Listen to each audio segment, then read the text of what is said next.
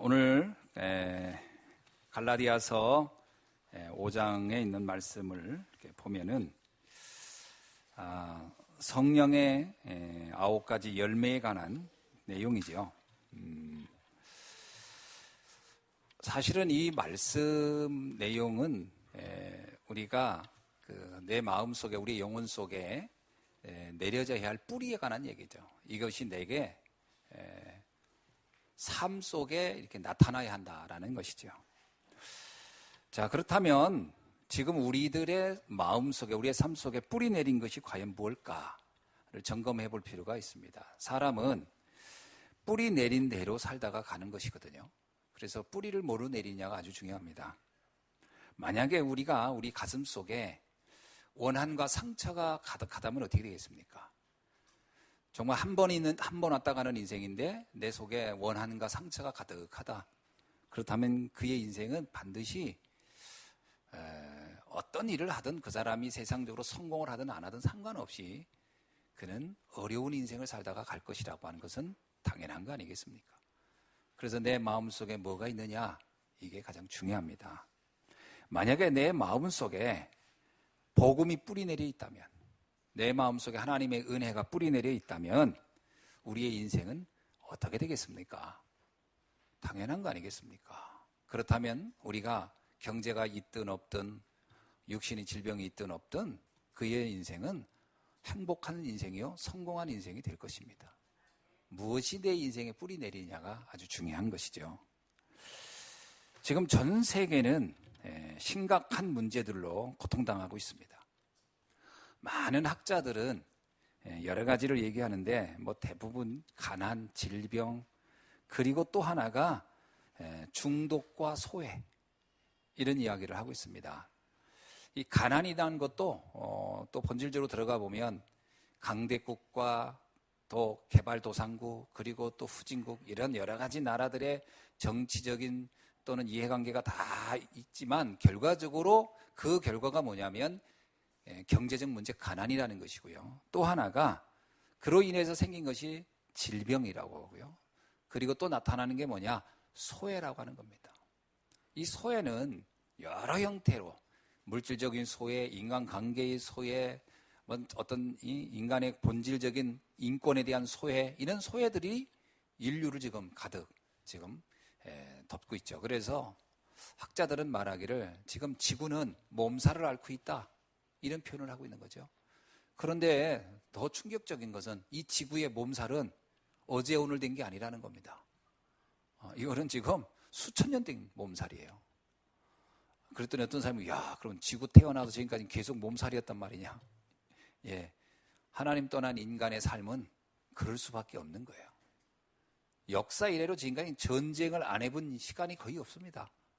계속 지구는 서로 죽고 죽이는 일들을 하고 있고, 또 어디선간 죽어가고 있고, 어디선간 고통당하고 있고, 그렇습니다. 오늘날 우리는 노예제도가 없어졌기 때문에 노예가 없겠다 하지만 노예가 없습니까? 실제로 명칭을 노예라고 쓰지 않을 뿐이지 노예 같은 인생을 사는 사람들이 지금 전 인류에 가득합니다.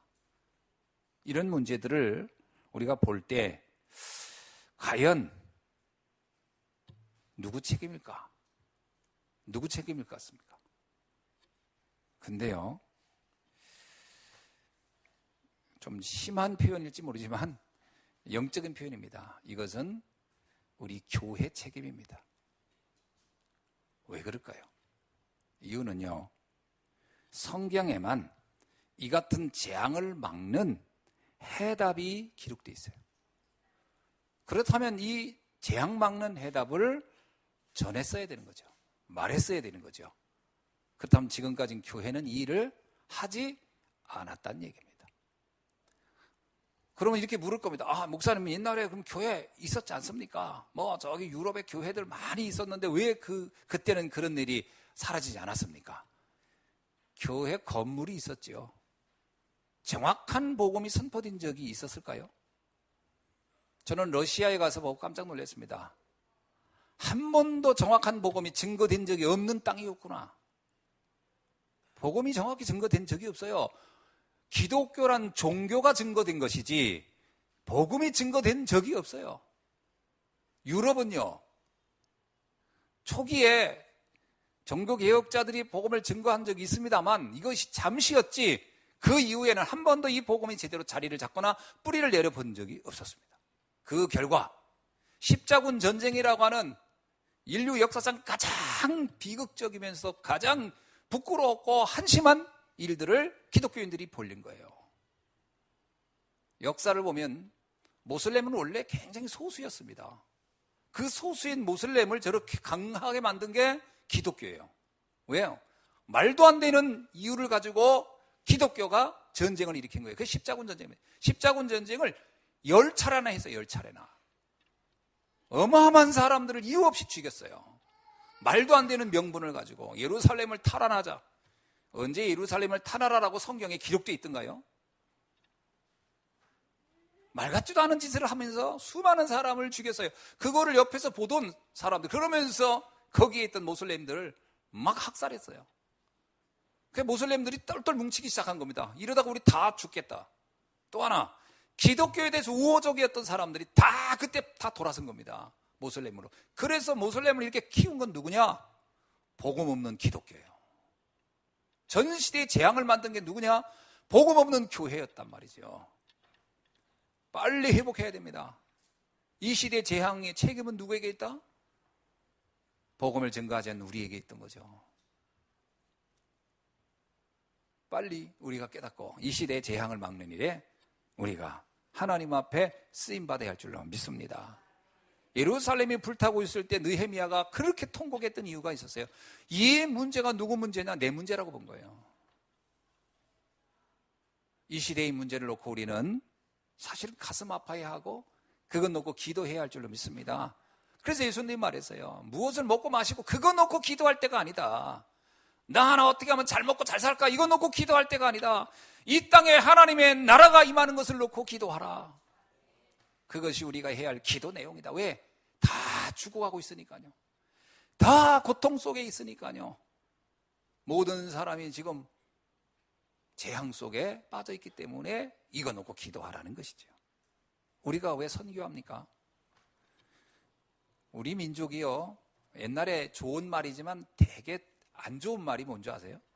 백의 민족, 한민족. 이게 언뜻 보면 우리의 정체성인 것 같은 좋은 면도 있지만 나쁘게 말하면요, 굉장히 민족주의, 폐쇄주의 이런 입장의 언어들이에요. 나밖에 모르는, 우리 민족밖에 모르는. 그러니까 우리 민족 밖에 사람들이 관심이 하나 없는 거예요. 그래가지고는 전도고 선교고 안 되게 돼 있어요. 저도 복음 듣고 나서 이상하게 전도 선교가 열리지가 않는 거예요. 그게 왜 안 열렸을까? 분명히 성경은 말하고 있는데 모든 민족에게 가라, 모든 족속에 가라 했는데 왜 나는 관심이 없을까? 알고 봤더니요, 오랫동안, 아니 수백 년, 수천 년 동안 우리에게 각인된 게 뭐냐면 나, 우리 가족, 이거에는 관심이 없는 거예요. 이건 하나님의 뜻이 아닙니다. 이건 하나님 뜻이 아니에요. 바벨탑을 쌓으면서 뭐래요? 우리끼리 하나 되자. 그게 바벨탑 쌓았던 사람들, 사단에게 속았던 사람들이 생각인데요, 주님은 그렇게 원치 않죠. 다 흩어져라는 거예요. 디아스포라, 나가서 복음 전하라는 거예요. 모든 민족에게 가라는 게 하나님의 뜻입니다. 지금 당장 우리가 막 비행기 타고 차 타고 어디 가지 못하더라도 마음으로는 모든 민족을 놓고 가슴 아파하고 기도해야 하는 것이 우리 성도의 당연하고도 당연한 자세인 줄로 믿습니다. 그래서 이 땅의 문제는 우리들의 문제예요. 우리가 기도하지 못했고 우리가 복음 전하지 못했던 것이 아닌가 생각을 해야 되겠죠. 자, 그렇다면 이것을 어떻게 막을 수 있는가? 그 답의 내용이 성경에 기록되어 있습니다. 성경은 하나님의 말씀이며 완벽한 인생 문제의 답이거든요. 성경에는 세 가지의 정확한 주제가 있습니다. 하나는 뭐냐? 구원을 받아야 한다는 겁니다. 이게 첫 번째 주제예요.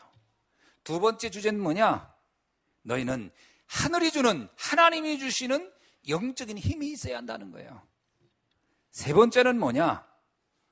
고통 속에 헤매는 이들을 살리러 나가라는 거예요. 이것이 세 번째 주제입니다. 자, 첫 번째 주제, 구원받으라는 건 뭡니까? 인간은 원래 영적 존재예요. 하나님의 형상대로 창조된 영적 존재.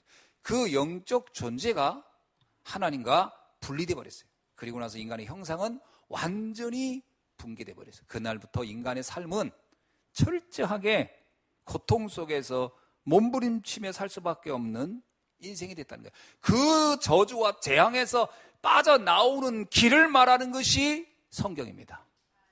성경의 핵심은 그거예요. 모든 인류가 다 죄를 범하였음에 하나도 하나님의 영광을 이룰 수 없는 그 인류가 그 저주에서 빠져나오는 길이 있다는 거예요. 저는 솔직히 말하면 우리 지금 남북한 통일 문제 놓고 남북이 만나고 또 미국이 만나고, 근데 저 개인적인 관심은 딱 하나밖에 없습니다. 통일이 된다고 해서 행복한 인생이 보장됩니까? 남한에서도 자살하는 사람들이 이렇게 많은데, 남한에서도 고통 속에 사는 사람이 이렇게 많은데 통일이 이게 답일까요? 그 자체는 답이 아닙니다. 우리가 통일을 생각하는 것은 딱 하나밖에 없어요. 그들에게 복음 증거할 기회가 열렸으면 좋겠다는 거예요. 저 북녘 땅에 복음이 증거될 기회가 되어졌으면 좋겠다라는 것 외에는 다른 게 없습니다. 통일이 답이 아니에요. 얼마 전에 북한의 군인이 남한으로 넘어오는 이야기 봤으면 찌푸차 타고 막 오다가 근데 오늘 총알을 엄청 맞았는데 극적으로 살아났어요. 저 개인적으로 생각할 때 과연 저렇게 총을 맞으면서 넘어올 만큼 이 땅이 가치 있는 땅일까? 이 땅에 오면 그런 평화, 천국을 이룰까? 비슷합니다. 비슷해요. 다른 답이 있지 않습니다. 제도를 바꾼다고, 땅을 바꾼다고, 그래서 우리 그러잖아요. 이 사람하고 사는 게 너무 고통스러워. 저 사람하고 살면 행복이 올려나? 그런 것도 똑같은 거예요. 이 동네 살면 힘들어. 저 동네 가면 괜찮아. 이 회사 가면 힘들어. 저 회사 가면 괜찮아. 그거 뭐가 다를 겁니까? 그래서 사마리아 수가성 여자는 5번 결혼해봤어요. 그런데 행복하지 않았어요. 그러니까 뭘 바꾼다고 행복이 오는 게 아니에요. 그렇게 총알 맞으면서 올 만큼 가치 있지는 않아요. 제가 볼 때. 하나님 만나야 끝나는 겁니다. 하나님 만나야 돼요. 우리는 옛날에 이러죠. 미국 가면 파라다이스가 기다려. 미국 가보세요. 여기 미국에서 오신 우리 집사님 계시잖아요. 미국 가보세요. 누가 그러대? 게으를 수는 없다고. 게으를 수는 없대. 왜? 굶어 죽어야 되니까 게으렀다간. 누가 그러더라고요. 미국이 행복한 줄 알았더니 한국이 제일 좋았다고. 그렇습니다. 어느 곳에 내 무슨 행복이 기다려주고 있는 게 아닙니다. 하나님 만나야 끝나는 거예요. 그 답이 성경에 기록되어 있어요. 그거는 인류 역사를 통해 똑같은 거예요. 아프리카에 살고 유럽에 살고 미국에 살고 아시아에 산다고 해서 행복이 주어지는 게 아니고, 어느 곳에 있든 어느 시대 사람이든 하나님 만나야 행복해진다는 거예요. 그게 성경이 말하고 있는 핵심 주제 원입니다. 첫 번째. 두 번째는 뭐냐? 그런데 이 땅은 누가 장악하고 있냐? 흑암이 장악하고 있어요. 그 흑암이 장악한 이 시대, 그래서 뭘 해도 인간은 고통스러울 수밖에 없고, 끊임없이 세상이 주는 이 틀린 주제, 틀린 거짓의 메시지에 우리가 속게 되니까 하나님이 주시는 힘을 얻으라는 거예요. 그래서 그간에서 무너지지 않고 승리하라는 거예요. 그게 성경이 말하고 있는 두 번째 핵심입니다. 그래서 성령 받아라는 말은 다른 말이 아닙니다. 힘을 얻으라는 거예요. 영적인 힘을 가지고, 영적인 지혜를 가지고, 영적인 비밀을 가지고 이 땅에서 속지 않고 승리하라는 거예요. 네. 아무리 돈이 많으면 뭐합니까? 사단에게 속으면 가지고 괴롭히는, 가지고 있으면서 고통스러운 거예요. 속지 않아야 없어도 행복하고 있어도 행복한 거예요. 아멘. 그게 성경이 말하는 두 번째. 세 번째는 뭐예요? 거의 모든 사람이 이 비밀을 모르고 살고 있으니까 가서 그들을 도와주라는 거예요. 그들을 살리라는 거예요. 그래서 성도는 살리는 사람들입니다. 옆 사람하고 인사합시다. 우리 살리는 나갑시다. 아멘. 예. 아니 부담스럽게 얘기하지 마시고 행복한 마음으로 우리 살리러 나갑시다. 아멘. 여러 번 만나는 사람이 다 행복해져야 돼요. 맞죠? 여러 번을 만났는데 사람이 스트레스 받아가지고 야 다시는 만나지 말자. 그러면 지금 나는 뭔가 착각하고 있는. 나를 만나는 사람은 다 행복해져야 돼요. 그러니까 여러분 한번 생각해보세요. 여러분 만나는 사람이 행복하고 있나 지금? 아이고 우리 남편 나 만나고 맨날 말할 때마다 막 못 살겠다. 그럼 여러분 지금 뭔가 좀 놓치고 있는 거예요. 나를 만난 사람이 행복해야 돼요. 우리는 살리는 사람이잖아요. 그러면 만약에 내가 살린 사람이 맞다. 그럼 일단 나를 만난 사람은 이 땅에서 최고 복을 받은 사람이에요. 그죠? 왜? 나는 복덩어리니까. 아멘? 나는 내가 복의 근원이라고 그랬잖아요. 하나님이 아브라함이 너는 복의 근원이다. 너는 복덩어리다. 네가 가는 사람들, 간 곳은 모든 사람을 살릴 것이다. 그럼 여러분을 누가 만났다 그래보세요. 직장에서 나를 만났다. 그럼 직장 있는 사람이 누구든 상관없어요. 여러분 마음속에 이래야 돼요. 야, 넌 오늘 복 받은 날이다. 왜? 나를 만나러 왔으니까. 아멘? 네, 그래야 되는 겁니다. 여러분이 어디 좋은 사람 없을까? 이러고 헤매고 있으면 곤란해요. 자, 그러는 중에 오늘 축복의 사람 여러분에게 하나님이 어떤 열매가 있기를 원하는지를 성경은 말하고 있는 거예요. 자, 첫째입니다. 우리는 열매 이전에 그리스도의 축복부터 누려야 할 줄로 믿습니다. 네, 여기 9가지 열매가 나와요. 뭐 사랑, 희락, 화평, 오래 참음, 자비, 양성, 충성, 온유, 절제 이렇게 나오는데 이 열매 이전에 먼저 우리가 알 게 뭐냐? 하나님이 우리에게 준 최고의 축복인 그리스도를 알아야 할 줄로 믿습니다. 인간의 진짜 문제는 하나님과 분리된 것이고 인간의 진짜 축복은 하나님을 만나는 겁니다. 이게 모든 것의 시작이고요. 그것부터 시작되는 겁니다. 하나님을 떠난 사람이 온유해보세요. 그거 별거 없습니다. 징그럽지. 왜냐? 그 온유가요, 진정한 의미의 온유가 아닙니다. 본인은 속으로는 썩어 문드러지는 거예요. 그 옛날 우리 어른들이 그랬습니다. 착한 며느리가 사실은 나중에 한을 갖고 죽는 거라고.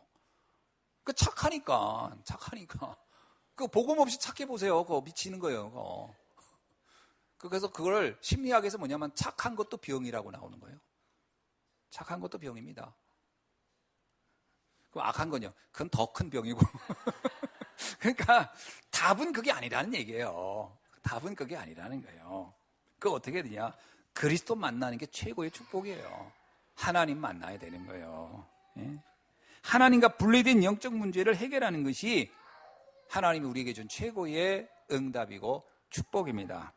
그래서 사도행전 4장 12절에서 이런 말씀이 있어요. 다른 이로서는 구원을 받을 수 없나니 천하 사람 중에 구원을 받을 만한 다른 이름을 우리에게 주신 일이 없음이니라. 그리스도 외에 다른 길이 없다라고 성경은 명백하게 말하고 있습니다. 그런데 이 그리스도를 아는 순간이에요. 그리스도를 통하여 하나님을 만나는 순간 저와 여러분에게는 여러분 자신도 알지 못하는 능력이 생깁니다. 이게 중요한 겁니다. 능력은 언제 오냐면요, 내가 능력을 받으려고 머무르면서 오는 게 아닙니다. 능력은 하늘이 주는 건데 그 능력은 그리스도를 정확히 알고 하나님을 만났다고 하는 날부터 능력이 옵니다. 그 첫 번째 능력이 뭐냐?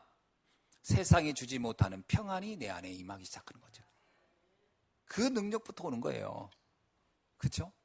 그 능력 다음에 오는 능력이 뭐죠? 살리는 능력이에요.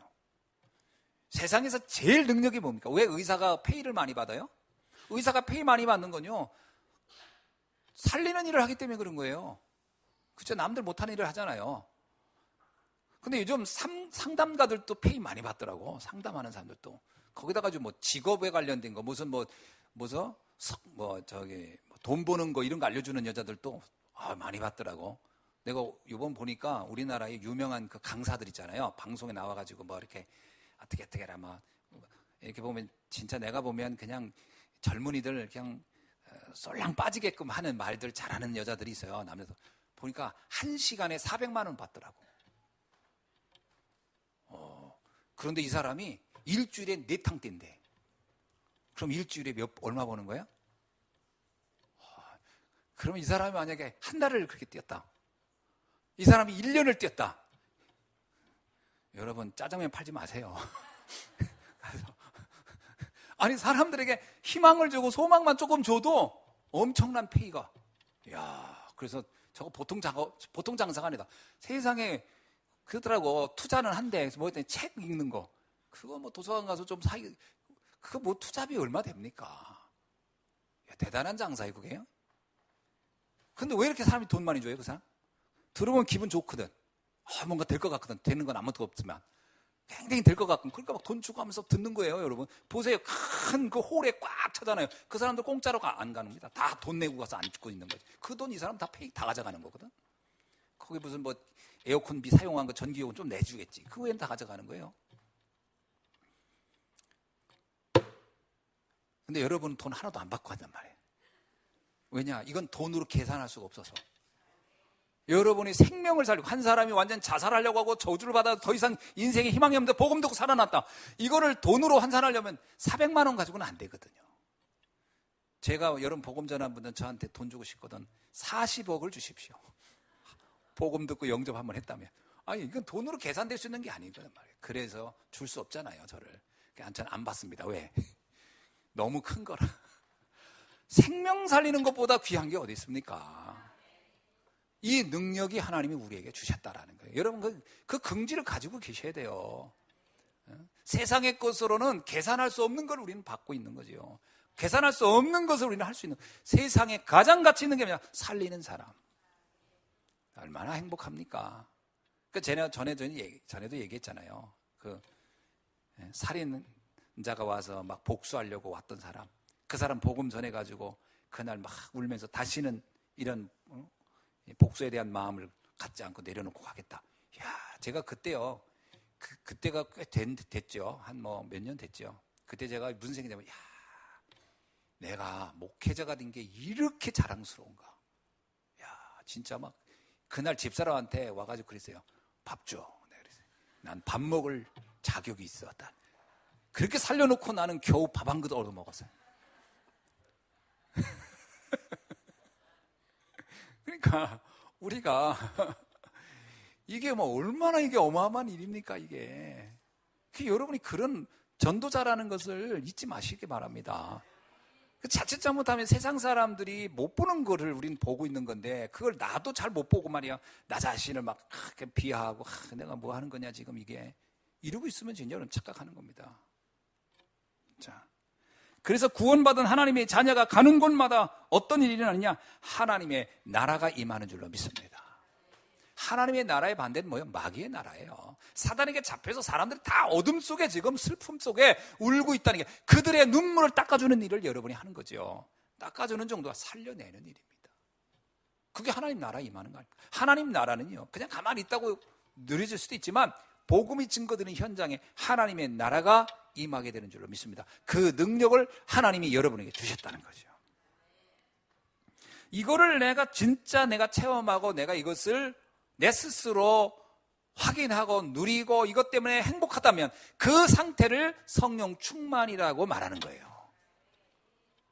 막 성령 충만이 막 산내 가가지고 소나무 뿌리 붙잡고 성령 충만 달라고, 그게 성령 충만 나오는 게 아닙니다. 그리고 내려오면서 이 사람 저 사람 붙잡고 싸우고 막, 무슨 성령 충만이 그렇습니까? 옛날에 제가 오살리 금식 기도원 가가지고요, 그때 이거 잘 모를 때지, 막 하나님께 능력 달라고, 내가 목회자가 돼야 되니까 주여 능력 주옵소서 기도 막 엄청 했지. 나름 막 목이 쉬도록.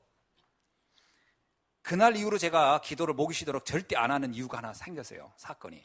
막 기도를 하고 막, 그러니까 또 기도 막 하니까 스스로는 되게 뿌듯하더라고. 막 땀도 흘리고 막 기도도 몇 시간씩 하니까 이거 뭔가 된 것 같아요. 그래서 야, 이건 뭔가 영빨이 좀 생긴 것 같고, 뭔가 내가 영역이 좀 있어진 것 같고요. 막 그런 거예요. 무슨 배터리 충전한 것처럼 기분이 꽤 좋더라고. 그리고서 이제 이제 됐어. 내가 이제 교회 가서 뭔가 역사가 일어날 거야. 그리고 딱 이러는데, 그때 같이 기도했던 사람들이요. 막 여자들은 또 특히나 기도할 때 보통 또 난리를 칩니까? 막 울고 불고 막 그냥 막 눈물 흘리고 콧물 흘리고 막, 여자들은 감성적이라 그런지 우리는 그냥 탁 이러면서 뿌듯하다 이러고서 오는데, 여자들은 막 울고 불고 난리야. 머리도 막 산발하고 막 그러더니 내려왔는데 거기서 셔틀버스가 사람들 태워주거든요. 이렇게 버스를 타는데 끝나고 가니까 사람들이 많지. 올라가자마자 어떤 아줌마가 이 자기 사용하는 그 뭐 방석이라든가 이런 거는 이렇게 가져와요. 그거를 의자다가 샥 집어던지더라고. 그러니까 내 자리를 먼저 차지하려고 샥 던지더라고. 순서는 저 뒤인데 딱 올라가면서 탁 던지더라. 그러니까 앞에 가던 사람이 그걸 딱 잡아서 바닥에다 딱 내려놓고 자기가 딱 앉는 거예요. 거기서 싸움이 난 거예요. 바로 직전까지 뭐 한 사람들이요? 성령 충만 달라고 기도한 사람이 거기서 그 버스 자리 가지고 싸움이 붙은 거야. 이야, 난 정말 옆에서 이렇게 딱 쳐다보면서 무슨 생각이냐면, 내 미쳤지. 내가 다시는 안 온다. 내가 뭐냐. 그렇게 하는 성령 충만은 아무 쓸모가 없다는 걸 내가 그때 알았어요. 능력받고 뭐. 근데 그 싸우는 사람들이 또 얼마나 웃겨요. 얼마나 기도를 많이 해도 목이 쉬었어. 목이 쉰 사람끼리 싸우는 거예요. 막 이러면서 옆에서 보고 있는 나는요, 막 진짜 이건 아니다. 이건 아니지 않냐. 그게 아닙니다.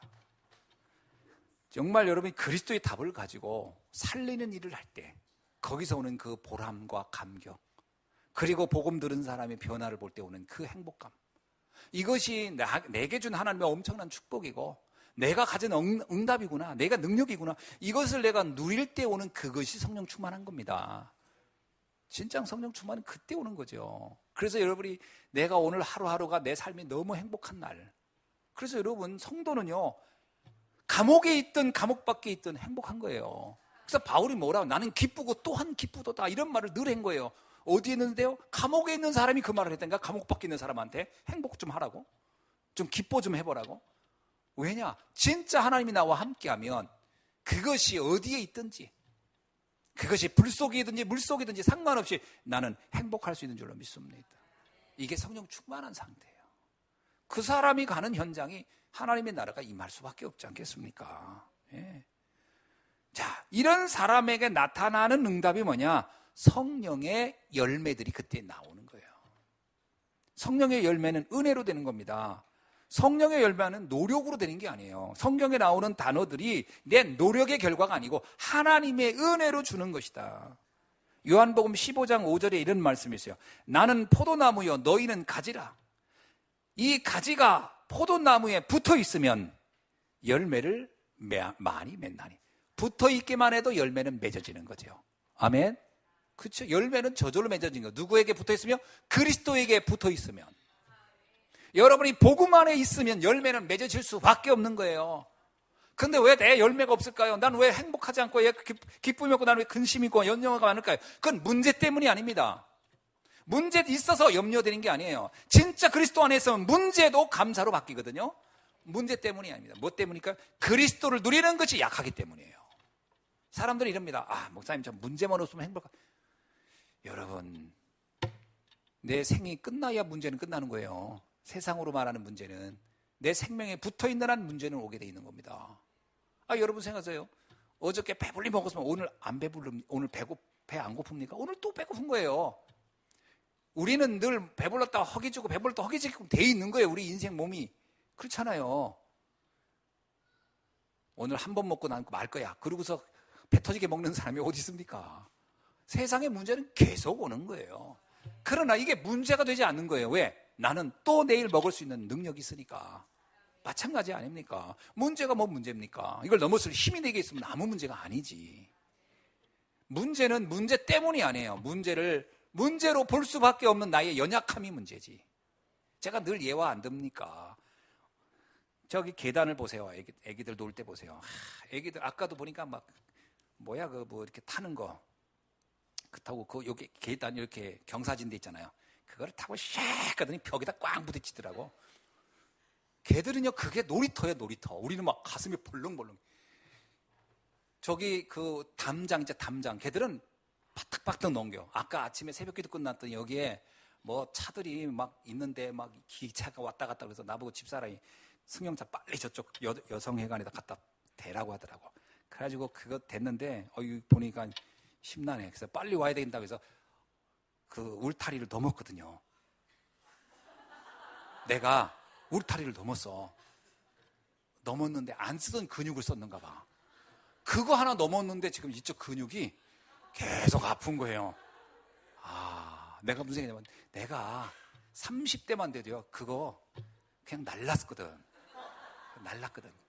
그냥 탁 잡고 샥 하면 이쪽으로 넘어오고. 안 믿는구나. 근데 지금은 엉금해서 넘어왔는데도 아파요. 똑같은 높이의 똑같은 장애물이 힘 있을 때 나는 그게 놀이터인데 힘없는 지금은 그 무슨 일이라도 한 것처럼 몸이 힘든 거야. 똑같습니다. 내가 영적인 힘이 없으면 문제가 커 보일 수밖에 없고요. 내가 영적인 힘이 있으면 어떤 문제도 문제로 보이지 않습니다. 결국 해답은 문제에 있는 게 아니라 나에게 있는 거예요. 요셉은 영적 상태가 얼마나 좋았냐면요, 노예가 되는 것이 문제가 안 돼요. 감옥에 가는 게 문제가 안 돼요. 그러나 사울왕을 보세요. 사울왕은 나라를 구해준 다윗을 보면서도 그게 문제가 되는 거예요. 저놈을 살려놓으면 안 되겠다는 거예요. 아니, 자기를 도운 사람조차도 장애로 보이는 거예요. 그게 뭔 차이? 영적 차이입니다. 영적인 힘이 있으면 아무것도 문제가 안 되지만 영적인 힘이 없어? 모든 게 걸리는 거예요. 사울왕 결국 비참하게 살다가 왔잖아요. 왕인데. 그렇게 많은 축복을 받을 수 있는 유기체에 있는데 가장 비참하게 살다가 간 게 사울왕이고, 누가 보다도 늘 망한 것 같았던 요셉. 그러나 그는 가장 행복자로 살다가 세상을 바꾸는 일을 하고 갔습니다. 문제는 어디에 있느냐? 영적 힘을 어떻게 누리느냐에 달린 거예요. 그래서 그리스도에게 붙어 있으면요, 열매는 절로 맺는 거예요.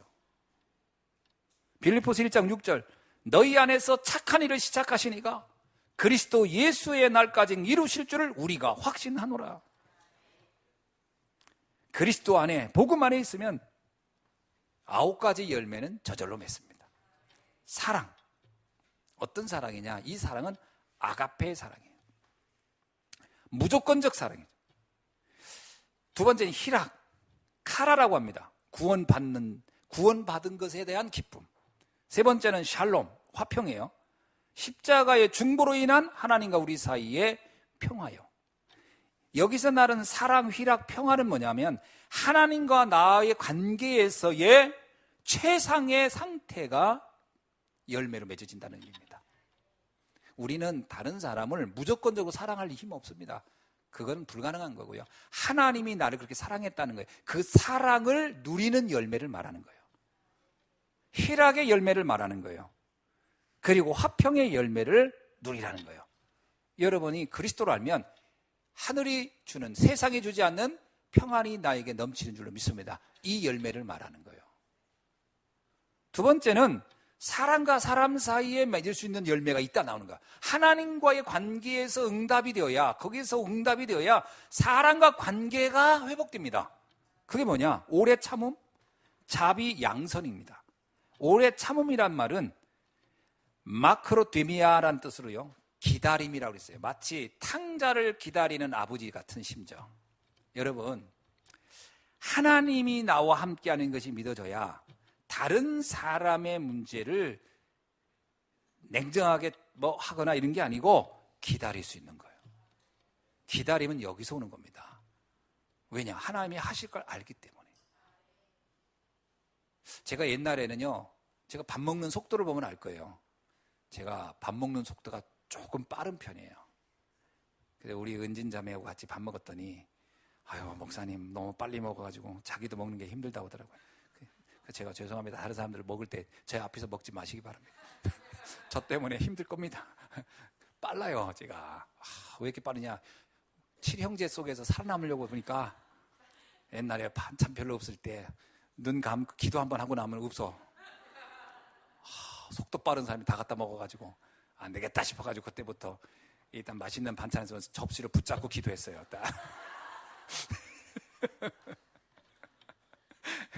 근데 그렇게 내가 급해. 그러면 다른 데도 매사가 급했다니까. 다 급했어요. 그러니까 목회도 얼마나 급했는지 초창기 복음 모를 때요. 인천에 있다가 천안에 있다가, 아니 이제 진천에 갔다가 인천에 갔다가, 교회도요 계속 왔다 갔다 했어요. 왜냐? 한 1년을 못 견디. 한 1년이 이제 아이고 이건 못 있겠네. 또 옮겨가자. 얼마나 이게 참, 이걸 뭐라고 합니까? 방정이라고. 진드근이 있질 못했다니까. 답답해가지고. 왜냐? 막 급한 거야. 가서 막 당장 성도들이 이렇게 안 변해. 에이 내가 떠나야지. 안 변해. 에이 내가 가야지. 이제 만약에 이게 영적 문제거든요. 이게 역맛살 꼈다고 하는 거예요. 이것 때문에 직장 생활 못하는 사람 엄청 많습니다. 나만 그런 게 아니에요. 직장 생활 못하는 사람 이것 때문에 그렇거든요. 영적 문제입니다. 근데 제가 복음을 알고 나니까요, 성격 급한 거하고 아무 상관없이 상관없는. 천안에 제가 지금 몇 년째 있습니까, 지금? 천안에서 보고 말고 나서부터는 옮겨간다는 건 상상 자체를 안 해요. 왜? 기다림을 알게 된 거야. 하나님이 하실 일을 아니까 기다리는 거예요.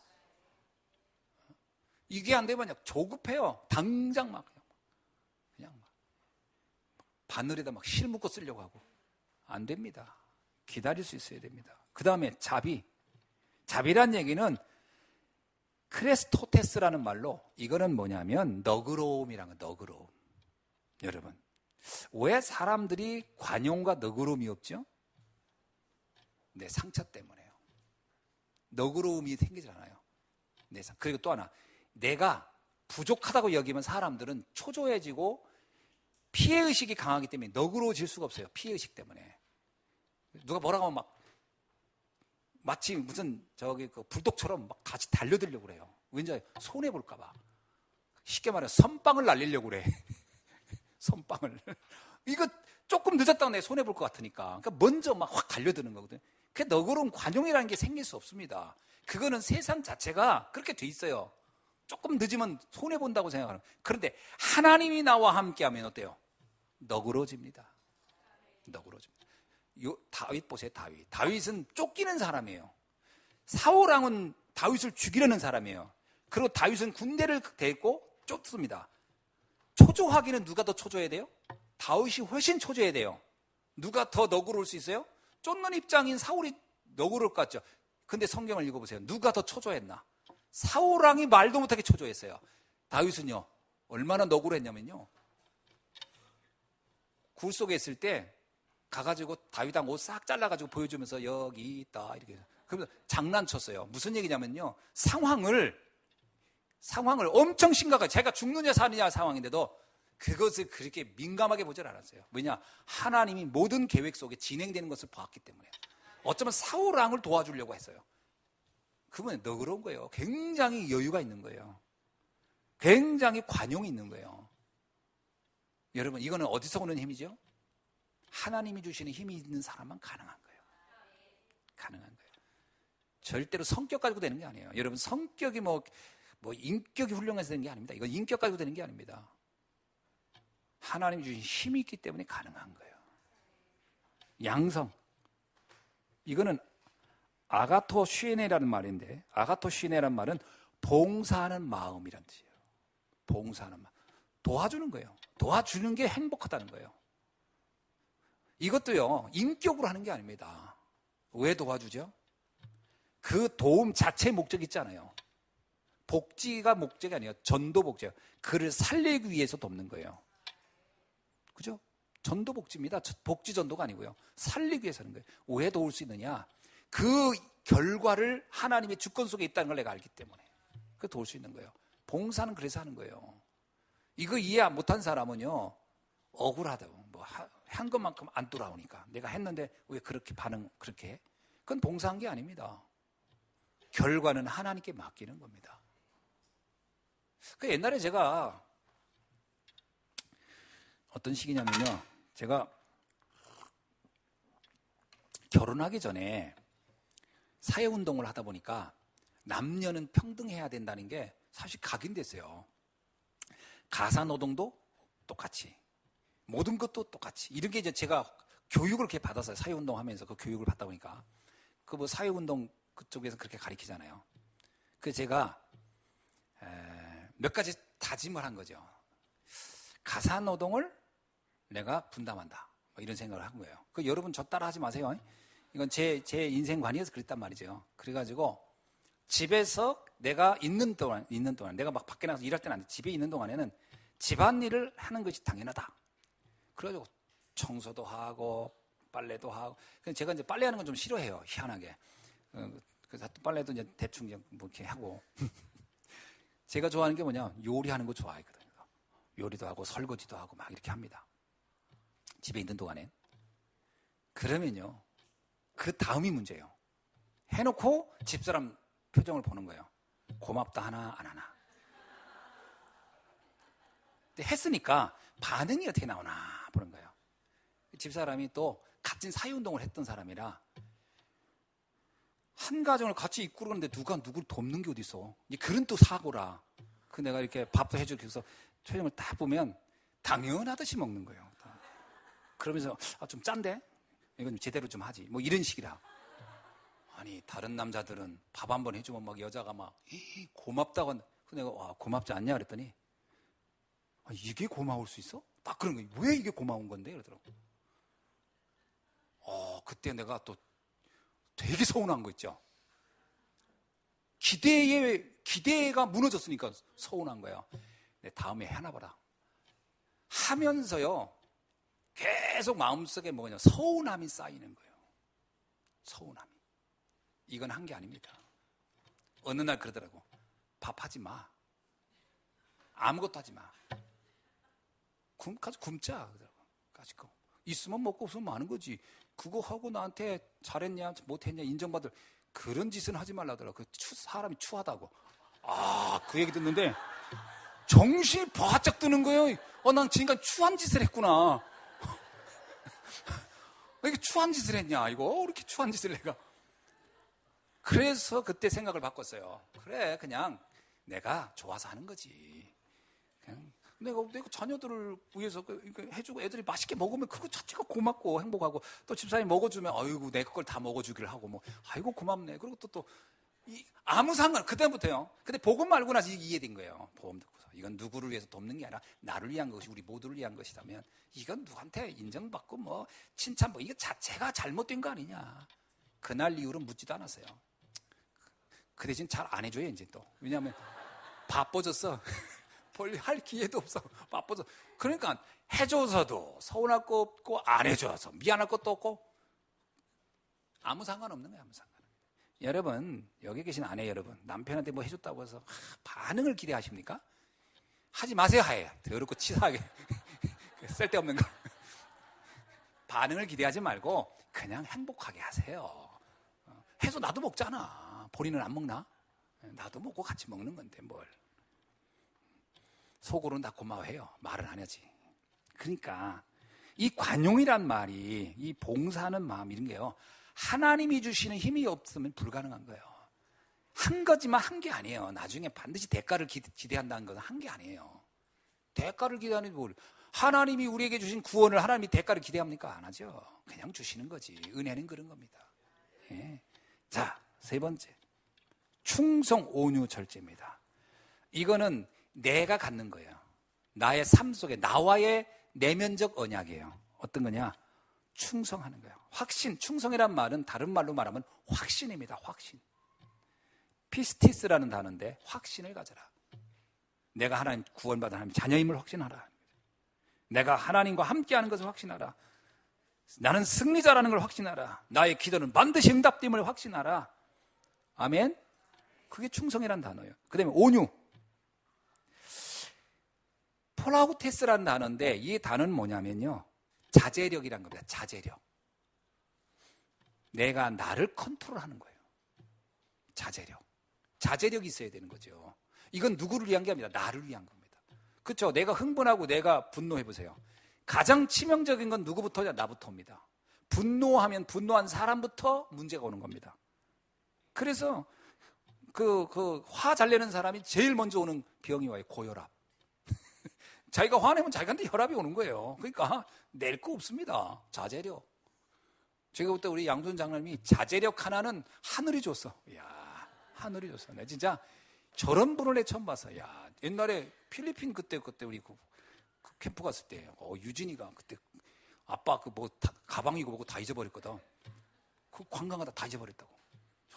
근데 그때 장로님 태도, 난 그때 옆에서 보면서, 야, 저게 만화에서나 나올 수 있는 괜찮다. 사면 되지.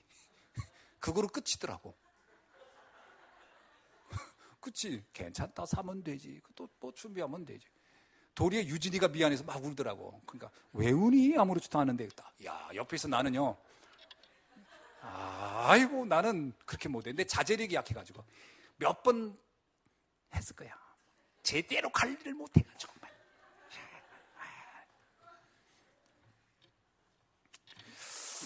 자, 그런 자제력부터 이런 게요, 하나님이 주시는 거예요. 절제. 그 다음에 절제가 뭐냐? 앵그라테이라는 말입니다. 앵그라테이라는 말은요, 성적 욕망에 대한 자제력이에요. 욕망에 대한 자제력. 이것도 상처에서 나오는 거거든요. 중독 같은 겁니다. 성적인 것도 다 중독과 비슷한 거예요. 하나님으로 만족하면 사람에게 만족을 얻으려고 하지 않습니다. 그래서 이런 것이 자제력이 가능한 거예요, 절제가. 그래서 하나님 만나야 돼요. 이런 부분들이 열매라는 거예요. 근데 이 열매가 우리 인격에서 나오는 게 아닙니다. 하나님이 주시는 거예요. 하나님을 만나는 데서. 아멘입니까? 예. 이걸 바울이 이 축복을 체험하고 나서부터 어떤 일이 있었냐? 바울이라는 사람은요, 다혈질이었는데 그 성격과 상관없이 그는 이 9가지 열매를 가진 사람이 됐어요. 그날부터 바울을 통하여 세계를 바꾸는 역사가 일어났습니다. 여러분도 이 응답의 주역이 되길 주의 이름으로 축원합니다. 세 번째는 뭐냐? 성령의 열매는 나를 살리고 현장을 살리는 열매입니다. 이 9가지 열매는요, 나를 살립니다. 제일 먼저. 그리고 나를 만나는 모든 사람을 살리는 힘이 되는 것이죠. 그래서 영적인 힘을 얻으면 어떻게 되냐? 좋은 남편, 좋은 아내를 얻는 게 아닙니다. 좋은 남편, 좋은 아내를 만드는 겁니다. 무슨 얘기냐? 하나님은 어그러진 것을 바르게 하시는 능력이 있어요. 재창조의 능력이 있어요. 그래서 여러분이 언약 속에 있고 이 복음의 9가지 성령의 열매를 맺고 있으면 현장의 모든 왜곡된 것들을 회복할 수 있는 능력이 임할 줄로 믿습니다. 그리고 아무리 문제가 돼도 문제가 상관없는 단계가 되는 거예요. 이게 영적 초월 단계로 가는 겁니다. 하나님이 이런 비밀을 우리에게 주셨습니다. 내가 영적 힘이 있으면 어떠냐? 사람을 보는 눈, 현장을 보는 눈, 사건을 보는 눈, 모든 문제를 바뀌어요. 그래서 어떻게 하라? 살리는 자가 된 것이죠. 그 힘의 근원은 어디서 오는가? 그리스도, 하나님의 나라, 성령의 역사에서 옵니다. 그래서 이곳에 여러분이 집중해야 할 줄로 믿습니다. 자, 말씀을 맺습니다. 성령의 9가지 열매는 엄밀하게 말하면요, 숨은 부분에서 나오는 거예요. 숨은 부분이라는 건 뭐죠? 하나님과의 관계에서. 그래서 여러분이 날마다 뭐에 집중하냐? 말씀에 집중하는 시간을 갖기를 주의 이름으로 축원합니다. 이거 굉장히 중요해요. 말씀에 집중해야 돼요. 말씀이 곧 하나님이라고 했거든요. 그래서 말씀 듣는 이 시간에 집중해야 여러분 안에 9가지 열매가 하늘로부터 맺어지는 역사를 체험하게 될 줄로 믿습니다. 그럼 이거 가지고 뭐 하라는 얘기냐? 이거 가지고 살리라는 거예요. 살리는 겁니다. 우리는 처음부터 끝까지 살리는 자로 살다 가는 거예요. 여러분 이거로 가정을 살리고 현장을 살리고 여러분 만나는 모든 사람을 살리기를 주의 이름으로 축원합니다. 그래서 마지막에 우리는 몇 가지 점검할 필요가 있어요. 뭘 보느냐? 나의 안에 이러한 말씀을 통하여 이런 성령의 9가지 열매를 맺는데 방해되는 것은 뭘까? 첫째로 불신앙을 버려야 합니다. 내 안에 성령의 역사에 방해되는 것들을 버려야 되겠죠? 두 번째, 누릴 겁니다. 와 있는 축복을 누리는 것부터 하셔야 됩니다. 무슨 일을 하기 전에 여러분이 어떤 액션을 취하기 전에 먼저 할 게 뭐냐? 누리는 겁니다. 어떤 걸 누리냐? 하나님이 나를 구원하신 그 구원의 감격을 누리시길 바랍니다. 그리고 마지막에 뭐냐면 키우는 겁니다. 뭘 키우냐면 세계보고만 할 만한 나의 그릇을 키우는 거예요. 그릇이라고 했더니 막 인격을 막 만들고 이런 게 아닙니다. 이 그릇이란 얘기는요, 가치를 보는 거예요. 생명건, 생명 살릴 이것을 찾아내는 겁니다. 이 가치가 여러분에게 보여지기를 주의 이름으로 축원합니다. 기도하겠습니다. 하나님 감사합니다. 오늘 사랑하는 우리 예수한교회 모든 성도님들이 성령의 9가지 열매를 통하여 하나님이 주시는 참다운 비밀을 붙잡고 날마다 승리하는 축복이 있어지기를 원합니다. 하나님 오늘 또 주의 성령으로 함께하여 주시고 현장에 주의 나라를 임하는 축복을 보게 하옵소서. 예수 그리스도의 이름으로 기도하옵나이다. 아멘.